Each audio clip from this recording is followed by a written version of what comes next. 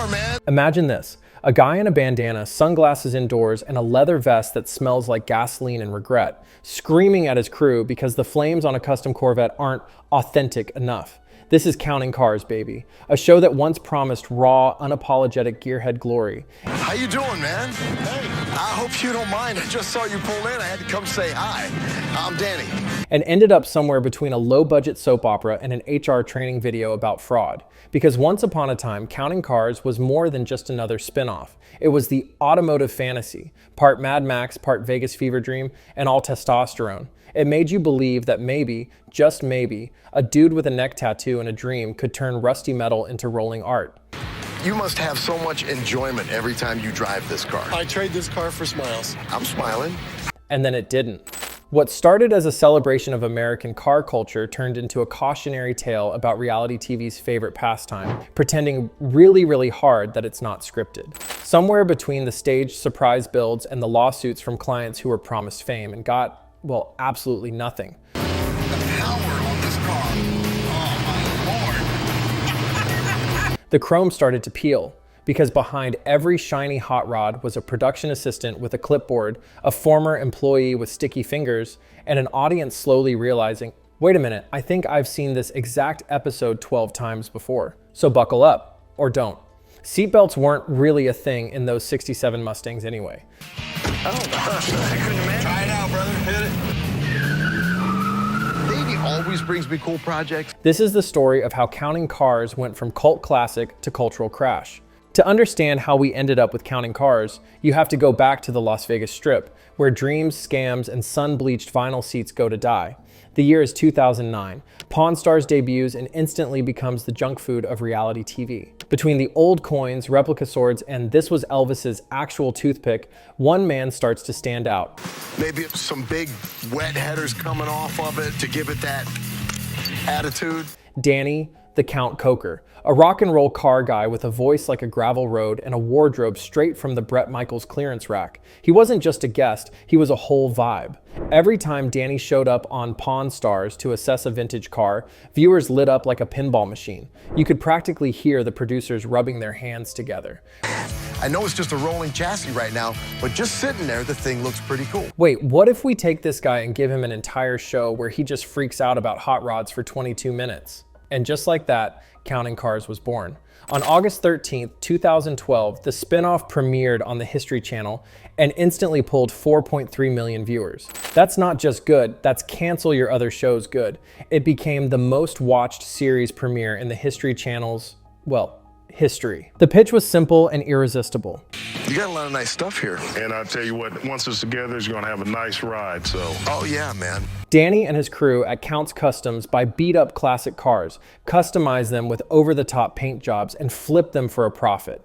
Add in some leather, tribal tattoos, and the occasional guest star like Elvira or Ziggy Marley, and suddenly you've got automotive television gold. You know, I'm not gonna spend $7 grand on it. I hate to tell you that. Let's do it $5 and $100 bills. For a while, it worked perfectly. Count's Customs became a pilgrimage site.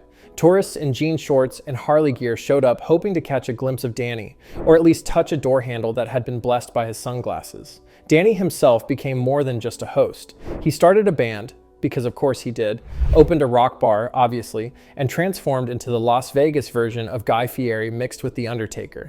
But behind all the screeching tires and power chords, something else was revving up. So I brought it back to the shop to have Horny Mike and my lead painter Ryan work their magic. The show had the glitz, it had the gearheads. What it didn't have was brakes. At first, the magic felt real. Danny yelling, "I gotta have that car," on a Las Vegas street corner was iconic. His team working all night to meet a deadline for a mysterious client with a heartwarming backstory felt classic and comforting. But slowly, You're gonna fit those under that? Yeah, they're gonna be these big, huge monster balloons right off the back of you, man. It's gonna be cool. like rust hiding under a fresh paint job, the illusion started to fall apart. Let's go back to 2014.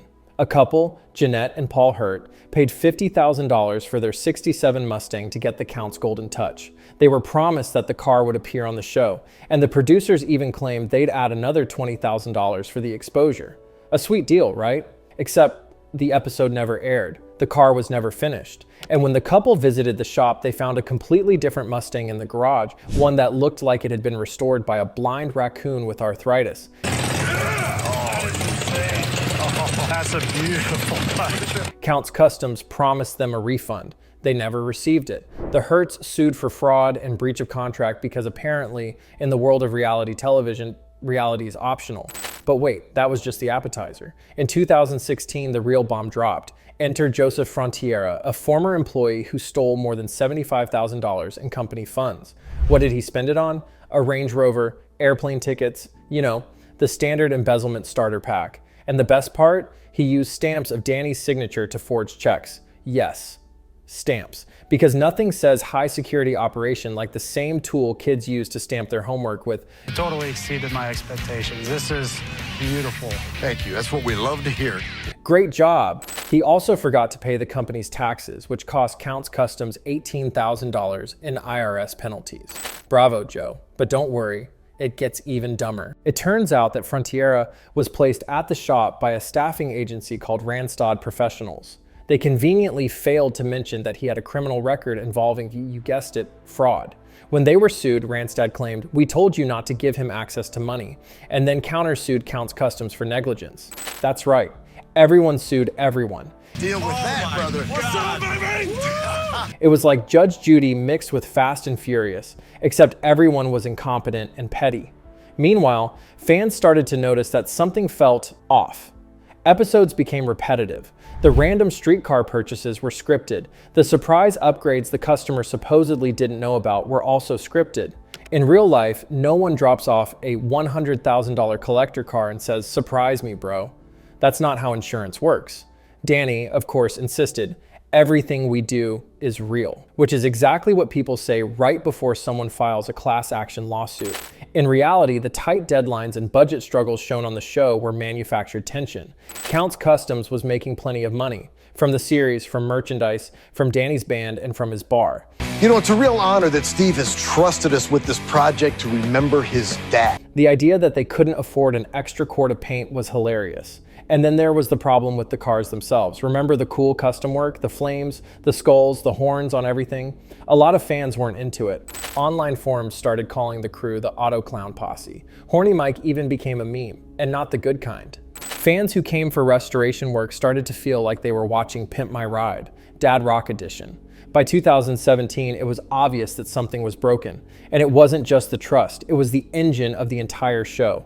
Social media shifted from fan club to crime scene. Posts went viral warning people about fake Danny Koker accounts asking for money. His team had to publicly beg viewers not to fall for scams. Because if there is one thing more embarrassing than being catfished by a fake Danny Koker, it's being catfished by 3 different fake Danny Kokers. And just when you thought things couldn't get messier, Beautiful car.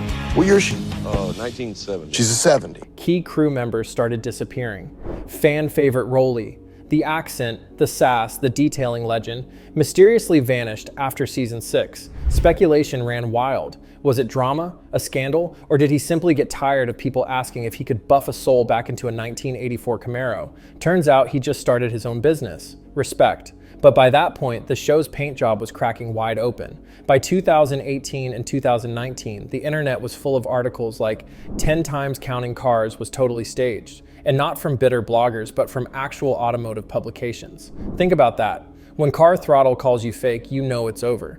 Even loyal fans started using the phrase guilty pleasure without irony. Forums were overflowing with comments like, "I used to love this show. Now I just watch it for Danny's weird metaphors and Mike being horny." They used to care about the cars. You don't mind? You're beautiful, man. Thank you, brother. Man, the interior's beautiful in this car. Now it's just sunglasses and lawsuits. By 2020, COVID hit and production shut down. Season 10 was delayed, safety rules kicked in, and you could practically hear the History Channel whisper, "Do we really need another season of this?" Spoiler, they did not. Counting Cars returned for one final lap in 2021 and then quietly disappeared.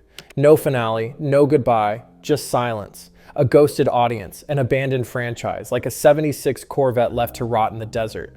Let's be honest, even before the lawsuits and the shady employees, Counting Cars had already turned into a parody of itself, like a once great band still touring off their one-hit single from 2012. By season 9, the show had all the unpredictability of a Hallmark Christmas movie. Danny sees a car. Danny says, "I gotta have it." The owner plays hardball. Danny offers cash, cut to a montage, cut to flames, cut to a reveal, cue the dramatic handshake, rinse and repeat.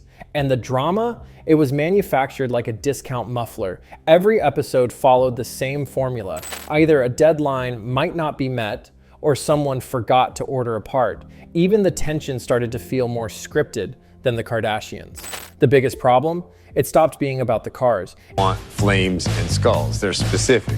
Dude, flames and skulls. That's cool. In the early days, it was about craftsmanship, rust turning into glory, metal turning into magic. But now, it was about horny Mike putting horns on things that should never have horns. Oil filters, motorcycle helmets, possibly a baby stroller. The guy had a brand, and he was committed, but the viewers weren't. The tone of the show shifted from passion project to Vegas auto circus. Fans came for restorations and walked away with Danny's band doing promo gigs and awkward B-roll of people nodding to guitar solos in the shop. And let's not forget the shameless cross-promotion.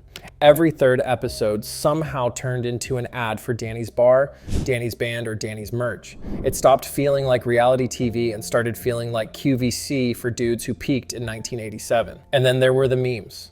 Oh, the memes. Danny's bandana became a running joke. Horny Mike turned into an entire subreddit's worth of punchlines. People began tweeting things like, "Counting Cars is just Pawn Stars with more tattoos and fewer facts." I don't know what's faker, the surprise builds or the shock when someone says they don't have the budget. A Super Snake was Takes it up to 600 and some odd 600 and horses. some horse out of the box.